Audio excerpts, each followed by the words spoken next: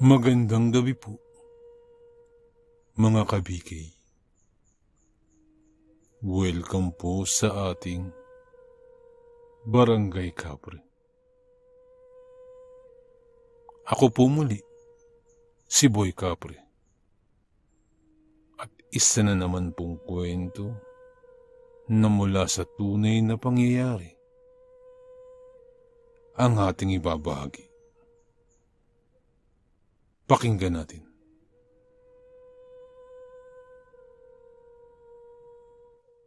Marami nang napuntang bundok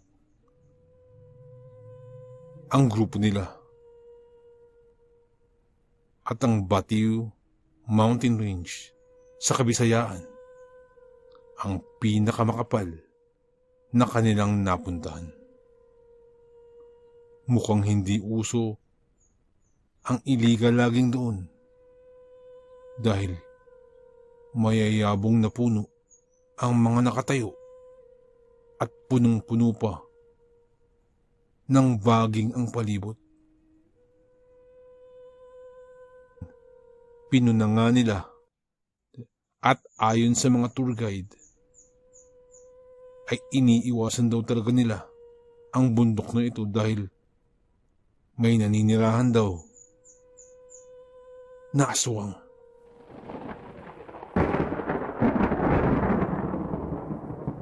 Si Maria, bagat. Agoy, katakot.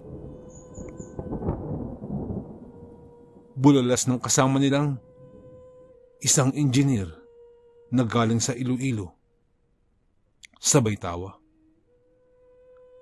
Napatawa na rin si Engineer Mark na mula naman sa Pasig. Nagtatrabaho kasi sila para sa isang wind farm company na mula pa ng Singapore. At maganda ang hangin sa lugar na yun, kung kaya't doon nagplano ang kumpanya na mag-harvest ng wind energy. Maayos naman ang kanilang paggalugad sa magkatabing kabundukan. Nang matalisod si Engineer Mark at madapa ito dahil may naapakang isang baging. Ang masaklap lamang ay makitid at matarik ang daan. At sa hindi inaasahan ay nahulog si Engineer Mark. Hindi na malayan ng mga kasamahan niya dahil nasa hulihan siya ng grupong naglalakad. At hindi naman siya nakahingi ng tulong dahil kagyat siyang nawalan ng ulirat sa lakas ng kanyang hulog. Nang magkamalay, ay masakit na ang kanyang balakang at iyon ang una niyang napansin. Pinilit ni Mark na umahon mula sa butas na kanyang kinabagsakan at paika-ikang nilabanan ang talahiban. Nang makalabas sa espasyo, ay gumaan kahit papano ang kanyang pakiramdam dahil nakalanghap siya ng sariwang hangin. At dun pa lamang nagsisigaw si Mark. Tinawag niya ang mga kasamahan niya. Ngunit wala nang sumasagot. Nakakaliyo pa naman ang daan sa tila walang hanggang tanawin ng mga baging, puno at talahiban. Pilit niyang hinanap ang ilog para masundan ito. Pero hindi yun naging madali. Mga 1 oras pa ang nilakad ni Mark at dumidilim na ang paligid nang may makita siyang isang ilog. Sinundan niya yun. At laking tuwa ni Mark nang may nakita siyang isang bahay sa lilim ng isang napakalaking puno ng apitong. Malaki naman ito. May malawak na veranda. Pero kapansin-pansin ang pagiging luma nito at binabalot na rin ng lumot. Tao po, tao po. Tawag ni Mark sa pintuan. Walang sumasagot. Ngunit maya-maya lamang ay bumukas ang pinto. Pagkabukas ng pinto, ay sinilip ni Mark ang pintuan. Tinangka niyang silipin ang bukas na pinto.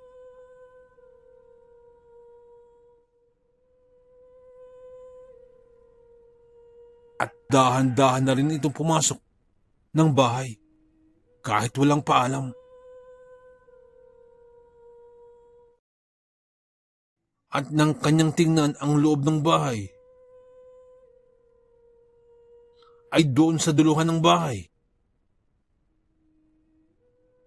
ay may isang matanda na may mahabang puting buhok nakatalikod dito sa kanya. Tiningnan niya ang pinto at wala namang tao na malapit sa pintuan. Nakaramdam ng pagtataka si Mark sa kung papaano nabuksan ang pintuan. Magandang hapon po. Magandang hapon po. Bati pa ni Mark na paulit-ulit. Naligaw po kasi ako. Ihingi lang po sana ako ng tulong.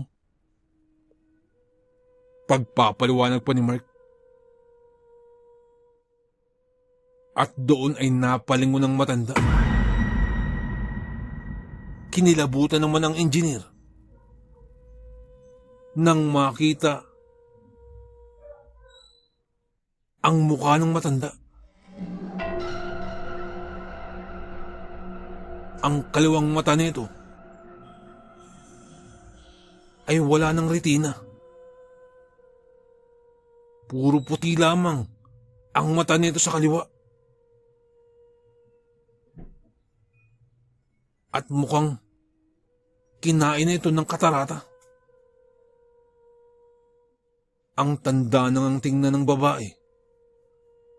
Mabagal na ito kumilos. At medyo hukot na. Huminga ng malalim si Mark at pilit na ikinalma ang sarili. At buong lakas na nagtanong, paano po kaya ulit ako makakabalik sa bayan, ay? Tanong ni Mark. Wala nang makakabalik sa bayan. Wala na. Wala nang makakabalik sa bayan. Sagot ng matanda na parang iniipit na boses. Hindi nakasagot si Mark sa sinabing yun ng matanda. At lalong hindi na siya nakaimik pa nang biglang sumura ang pinto. Mukhang isang tauhan sa isang nakakatakot na palabas ang matanda.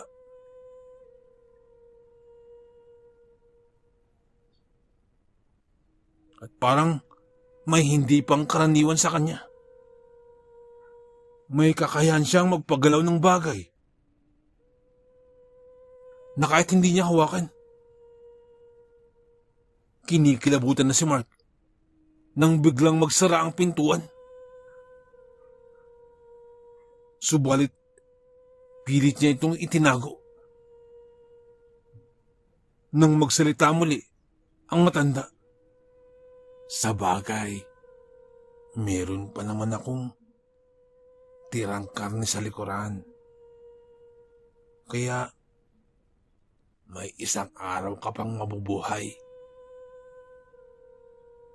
Sambit ng matanda. At sabay tawa nito. Biglang nagsipagtayuan ang mga balahibo sa katawan ni Mark.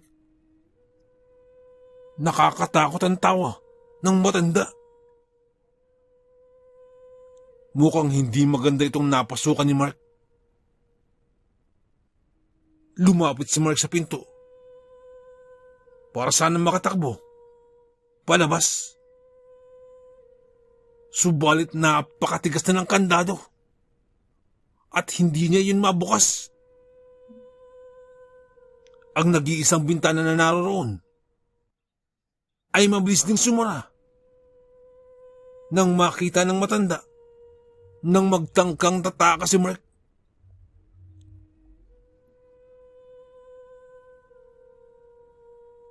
Ang higit pa riyon ay papadilim na. Magtatakip silim na.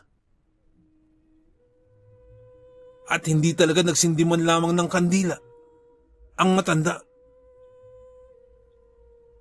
Kaya't unti-unting nababalot ng kadiliman ang kapaligiran.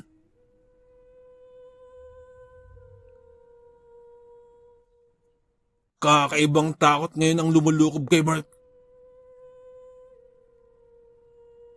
Hanggang sa napaakap na lamang ito sa kanyang sarili. Nang biglang may kumagat bigla sa kanya. Nagulat si Mark at parang nawala rin ang matanda. Nang ilang saglit,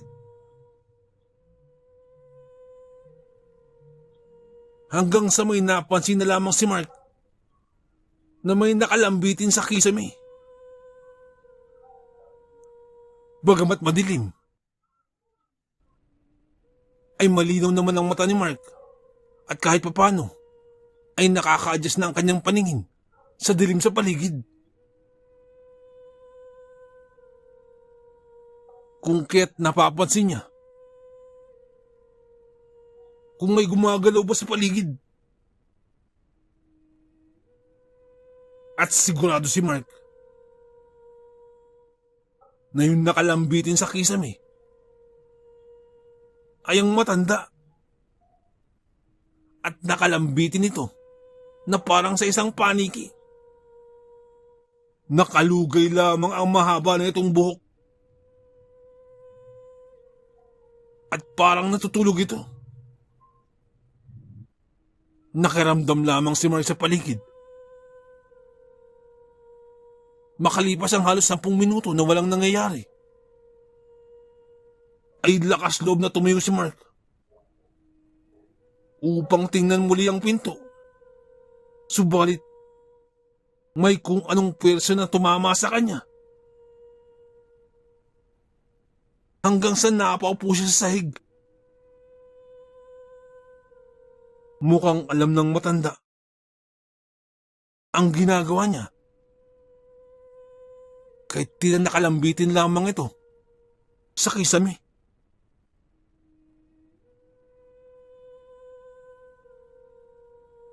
Nanatiling nakaupo lamang si Mark at nakikiramdam sa paligid.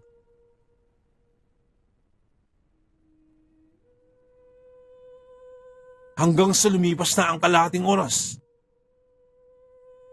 tila walang nangyayari. At ang matanda na nakapatiwarik ay hindi ito kumikilos. Parang natutulog lamang ito.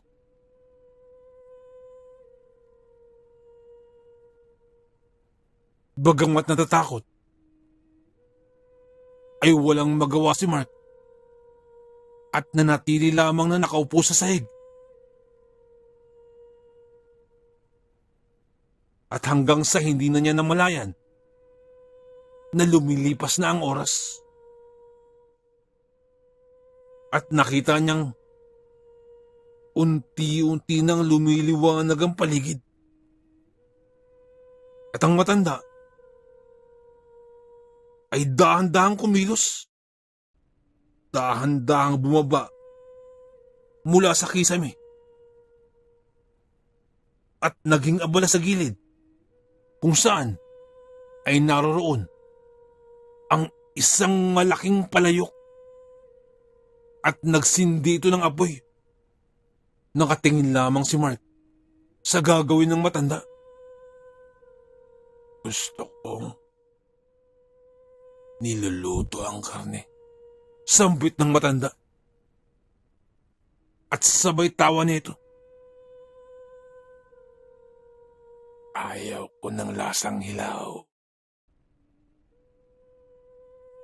Para ka kasing isang aso nun.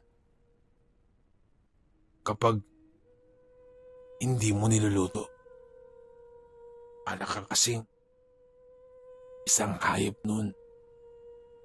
Sambit pa ng matanda. At sabay hagik-hik muli ng matanda. Subalit kakaibang takot na ang nararamdaman ni Mark. Dahil dun ay biglang napatakbo si Mark sa pintuan at pilit binubuksan ang pintuan na kanina pa niya sinusubukang buksan. Tiningnan lamang siya ng matanda na parang hindi ito nababahala. Si Mark naman ay nagkakandarapang buksan ang pintuan. Subalit kahit anong puwersa niya, ayaw talagang mabuksan ang kandado. Hanggang sa kumukulo na ang tubig sa palayok, ay saka lumapit ang matanda kay Mark. Kahit mabagal ng kumilos ang matanda, ay ramdam na ramdam ni Mark ang takot. Nang biglang hawakan ng matanda ang braso ni Mark at pilit siyang kinaladkad sa kabila ng katandaan nito at bagal kumilos. Ramdam na ramdam ni Mark ang lakas ng matanda. Wala siyang magawa at hindi siya makawala mula sa pagkakahawak ng matanda. At kinaladkad si Mark patungo sa palayok.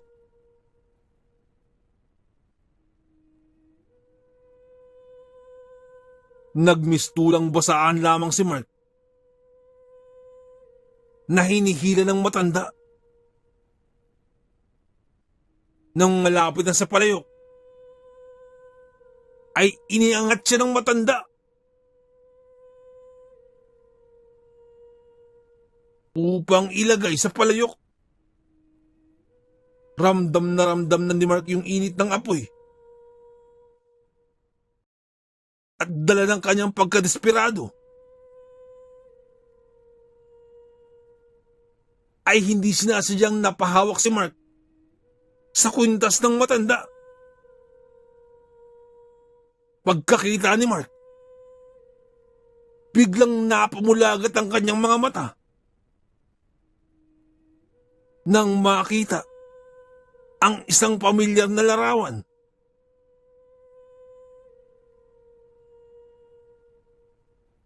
Na nakalagay sa kwintas ng matanda. Teodora Bencamino. Napabulong si Mark.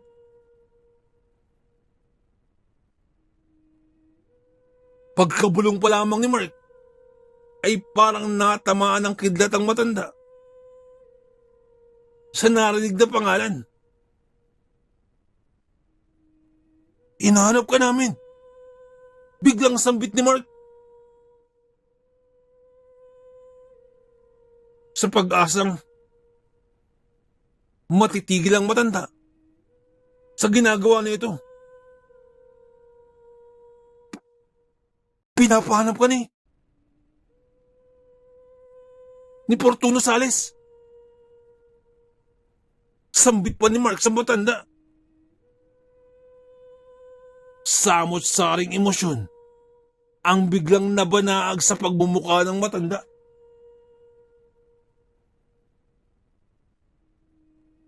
Binitiwan siya ng matanda.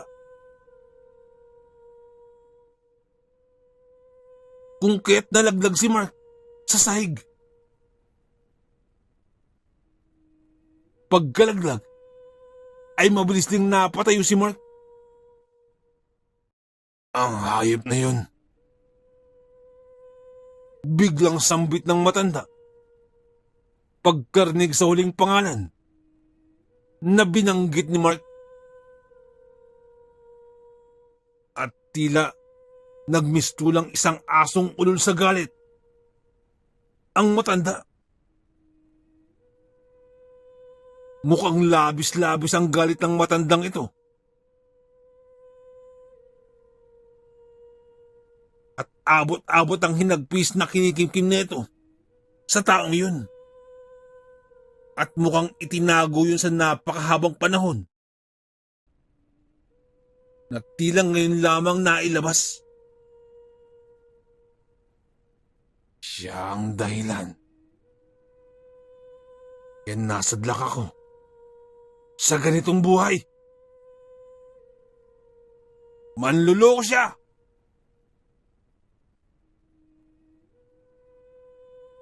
Iba naman pala ang pinakasalan niya. Sinungaling.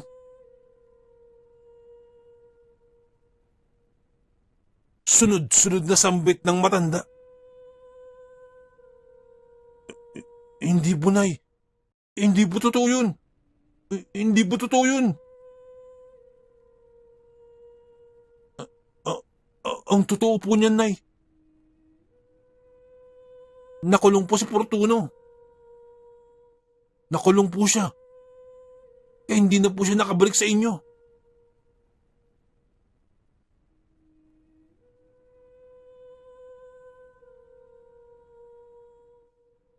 Ganang magkaila pa.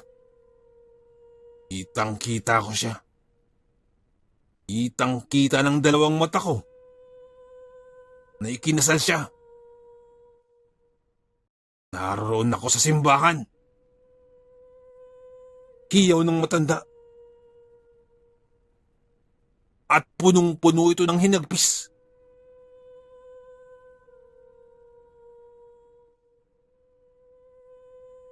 Sa labis na galit nito, ay nahampas ng matanda ang mukha ni Mark. Kaya napabagsak si Mark sa sahig. Subalit hindi pa rin tumigil si Mark. Baka po yung nakita nyo. Yung kinasal po. Yung kakambal po ni Fortuno. Kakambal po niya yun. Siya po si Adriano Sales. Ang kakambal ni Fortuno Sales. Magkamukhang magkamukha po sila. Kaya nga po, nakulong si Fortuno sa kasalanan ni Adriano. Si Adriano po ay may nagawang krimen.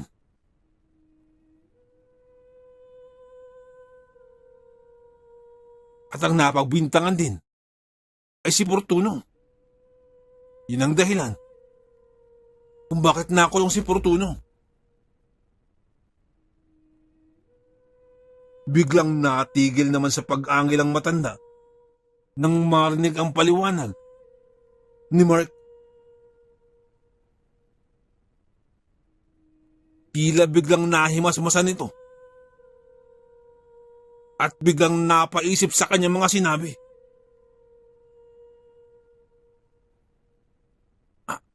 Anong ibig mo sabihin? Tanong pa ng matanda. Nay, ganito po kasi yun. Yung kinuha pong abogado ni Fortuno ay ang lolo ko. Si Fortuno po ang pinanagot ng kasalanan ng kakambal niya. Matagal po kayong pinapahanap sa amin ni Fortuno. At paulit-ulit yun na ipiniliwanag ni Mark.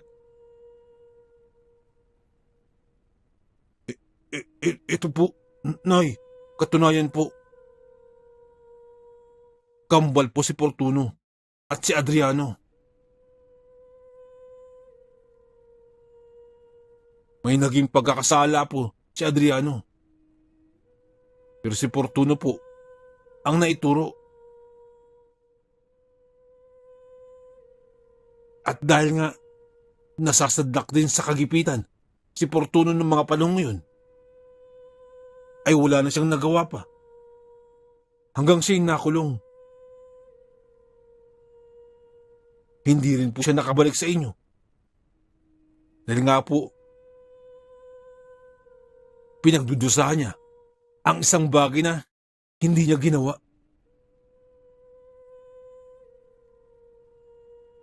Napatakip ng bibig ang matanda sa pagkabigla. Bumakas ang pag-alala sa mukha nito. Iyo, sabihin mo sa akin, nasaan si Fortuno ngayon? Tanong ng matanda. Nasa Bataan po siya, Nay. Nung siya'y makalaya na, dala ng malaking pagkukulang sa kanya ng kanyang kakambal, ay lahat ng yaman na nakuha na ito sa pagninegosyo ay lahat ay ibinigay kay Fortuno.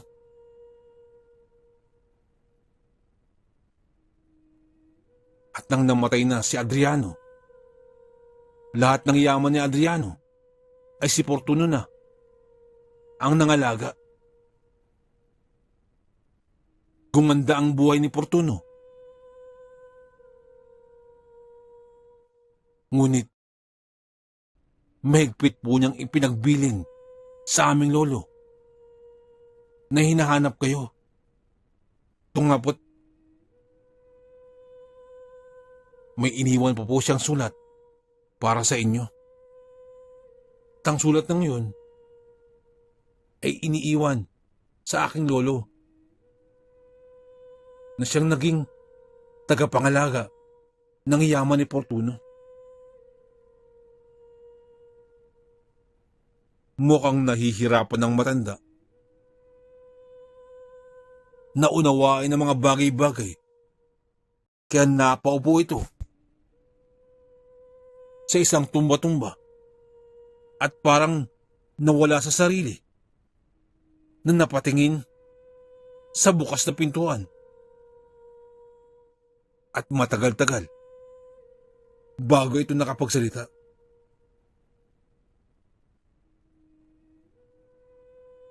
Iyo, sundan mo ang ilog.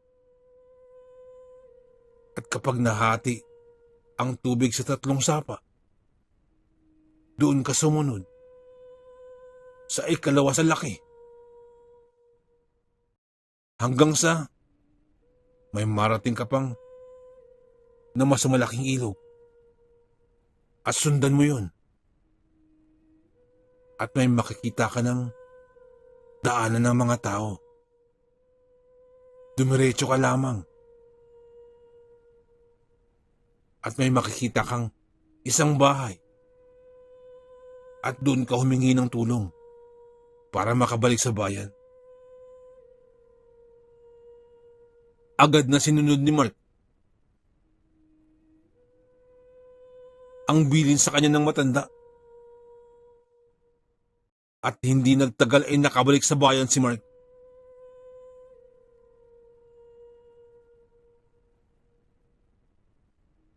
at agad niyang ibinalita ang kanyang mga natuklasan. Tinawag niya agad ang kanyang lolo upang ikwento ang nangyari sa kanya. Nang makabalik sa Maynila, si Mark ay agad nilang tinungo si Fortuno kasama ang kanyang lolo at inihatid ang kwento. Nang marinig yun ng iba pa nilang mga kapamilya, ay pinagtawanan lamang si Mark. Subalit hindi ang kanyang lolo, lalo na si Fortuno. Ngunit nang sinabi ni Mark ang mga nangyari sa kanya, ay ngumiti lamang ito at hindi man lamang tumugon sa kanyang mga ikinuwento.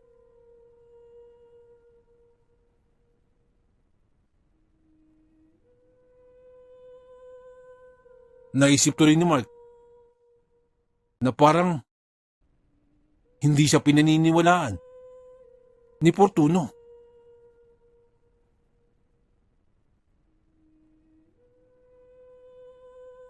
At hindi na ito nagtanong pa tungkol dito.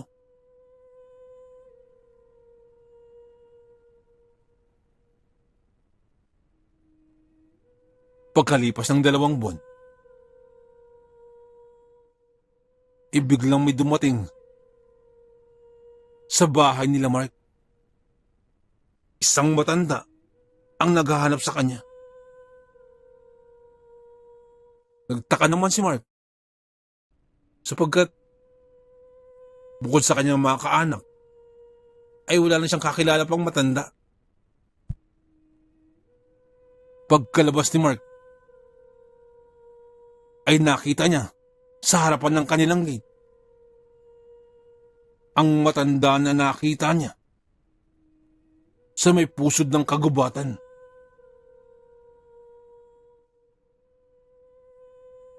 Naroon ito, nakatayo at naghihintay.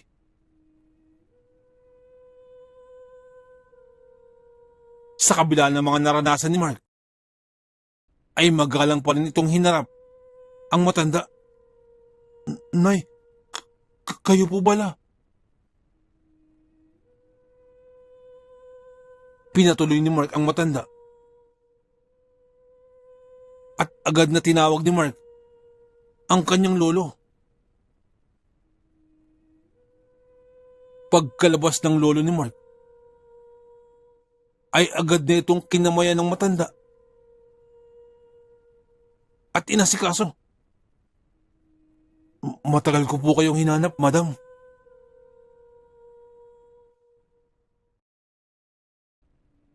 Sabi ng lolo ni Mark.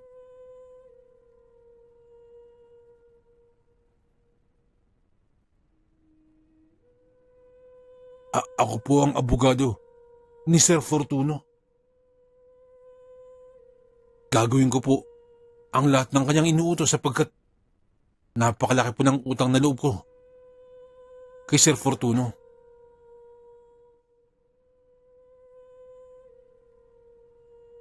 Siyang nagbigay sa akin ng pagkakataon upang maging abogado at magkaroon ng magandang pangalan sa industriya ng pag-aabogasya.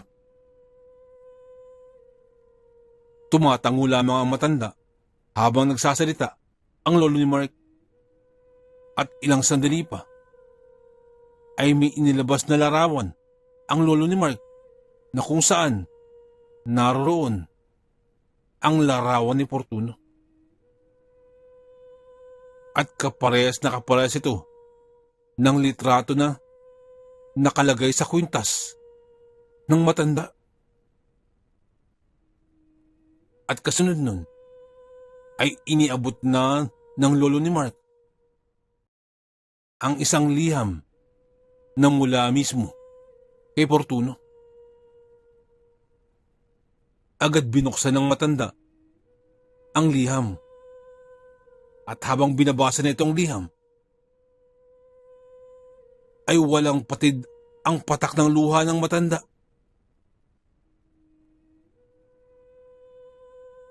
Tahimik lamang na binasa ng matanda ang liham.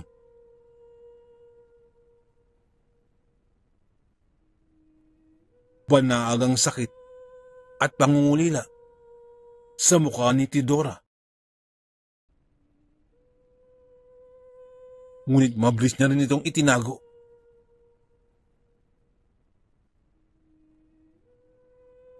Pagkatapos mabasa,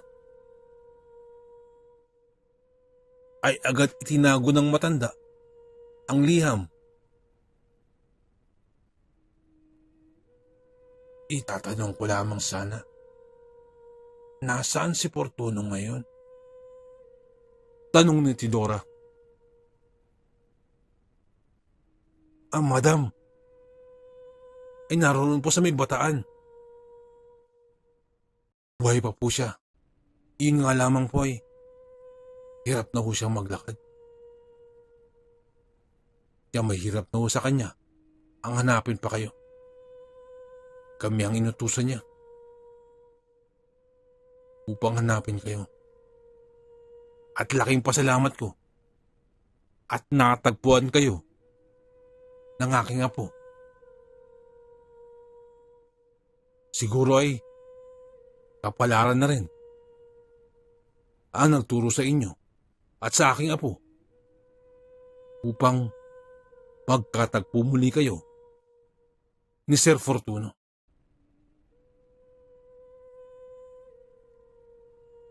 Ilang oras lamang ay agad na tumulak sina Mark, si Aling Teodora at ang lolo ni Mark patungo ng bataan sa bahay ni Fortuno. Nang magkita ang dalawa, tila na nariwa ang mga kabataan ng dalawang magsing irog. Hindi na nila alintana pa kung anong pinagdaanan ng isa't isa. Ang mahalaga ay muling nagkita sina Teodora at si Fortuno.